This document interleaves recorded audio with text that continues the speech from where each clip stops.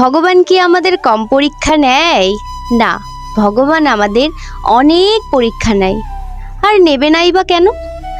ধরুন, যখন আমরা বাজারে গিয়ে কোনো সবজি কিনতে যাই, তখন সেই সবজিটাকে আমরা বারবার পরীক্ষা করে দেখতে থাকি সেই সবজিটা কতটা তাজা আছে, বা সেই সবজিটার মধ্যে কোনো পচা আছে কিনা, নইলে আমরা ঠকে যাব না?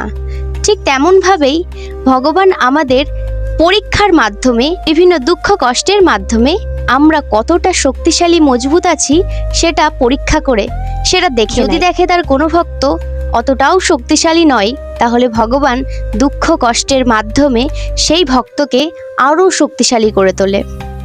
দুঃখ কষ্ট মানে এটা নয় যে ভগবান আমাদের ওপর অকৃপা করছে বা ভগবান আমাদের ভালোবাসছে না। দুঃখ কষ্ট মানে বুঝতে হবে ওটাই হচ্ছে ভগবানের কৃপা। তাই আজকে সকলে মিলে জোরসে বলুন হরি বল, রাধে রাধে, হরে কৃষ্ণ।